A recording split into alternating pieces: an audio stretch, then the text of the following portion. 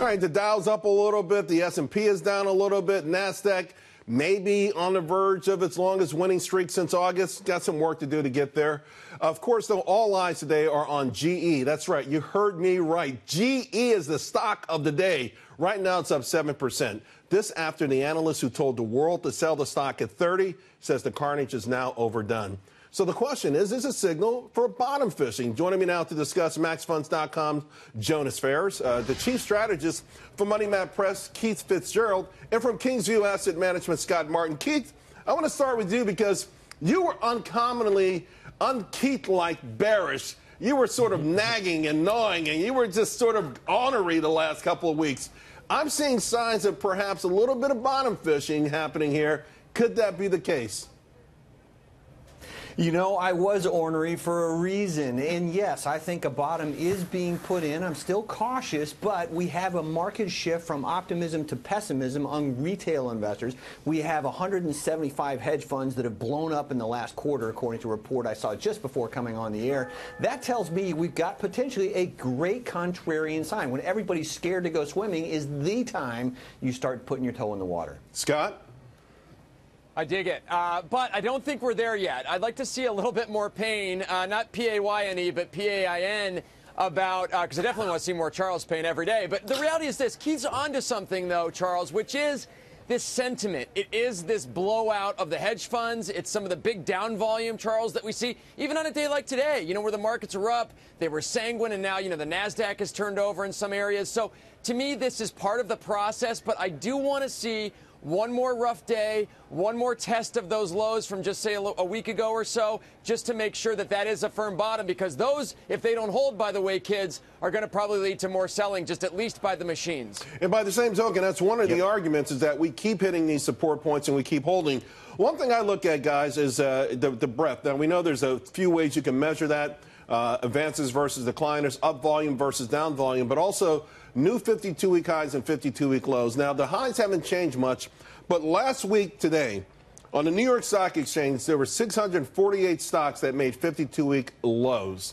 Yesterday, there were only 128. Jonas, it feels like maybe somebody might be in there trying to just pick at some of these stocks. I'm talking quality, value, new blue chip names that might be oversold. I think this stability and bottom that's coming in, it only came in because interest rates dropped. The 10-year went below 3%. That made stocks sort of cheap again with the correction that they've already had. But it's not like these. Look, the tech stocks were more than 10% overpriced. So a decline like that doesn't make it the bargain of the world. And another thing you have to watch out for is, you know, like 2000, when tech stocks were down 10%, they weren't a bargain. The money was moving out of that into value, into different areas abroad. And you want to do your bottom fishing not in what was the hottest area just because it's down 10%. I don't think it's. I think we could see NASDAQ 5,000 before 10,000. And I think if interest rates creep back up over 3%, this market's going to fall apart again. You know, Keith, on that idea of contrarian, you know, sort of going against the grain, you mentioned the professionals, but according to the American Association for Individual Investors, bearishness now at 49%. From what I can see, this is the highest level by far of the year. So finally, individuals are just completely away. Only 20% are bullish. Is that a contrarian indicator for you? Well, it has been historically, because 85%, other research shows that 85% of all buy-sell decisions are made incorrectly. And as you and I both know, the individual tends to buy when they should be selling and sell when they should be buying. Now, the professionals haven't done much better, but that doesn't change the fact that over history, people to do exactly the right thing at precisely the wrong time. And if you're an investor, you've got to take that longer-term view. You've got to look for the quality companies. And that's what markets like this are all about. Even if we get another bout of downturn, which I hope we do to clear the pipes, because then it really is clear sailing. You know, but by the same token, guys, I mean, this whole idea about, you know, precisely picking the bottom is a little bit of folly, right, Scott? I mean, so if there are value names out there and you are an investor, not necessarily a trader, you've got to at least be spying or creating some sort of a potential buy list here. Yeah, I mean, you really put it up correctly there, Charles. It's the trader versus the investor. And you don't necessarily, if you have that longer-term horizon, let's face it, which is 1, 2, 3, 5, 6 years, maybe picking the bottom isn't exactly in your best interest because it's going to be a hard thing to do.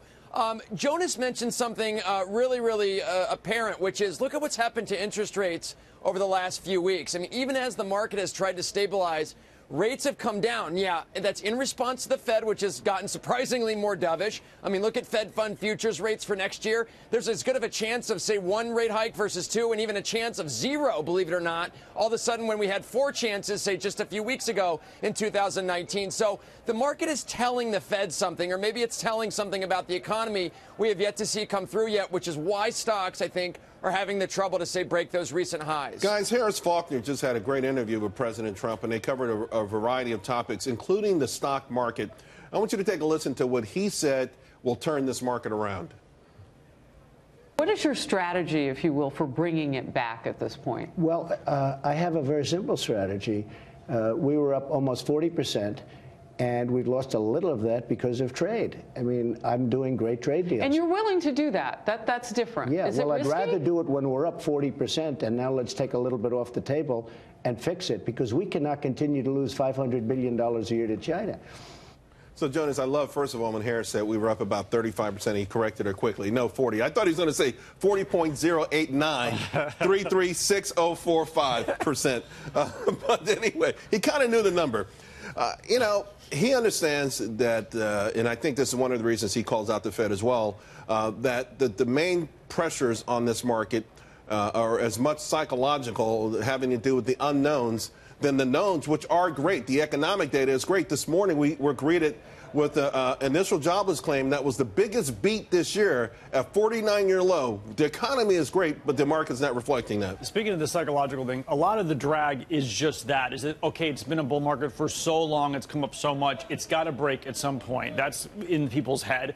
And then this whole thing with the yield curve flattening out, that has been bad in the past. It doesn't mean it causes recessions, but because it's got a high degree of accuracy, you know, 1 skirt lengths for a high degree of accuracy, investors still have that in their head. And they're like, this is it, I got to get out. And the president was basically right about interest rates earlier this year. They were going up a little too fast, and it was hurting the housing market. It was going to slow the economy. It already slowed some of the economy. That was more of a drag than the tariff war at this point.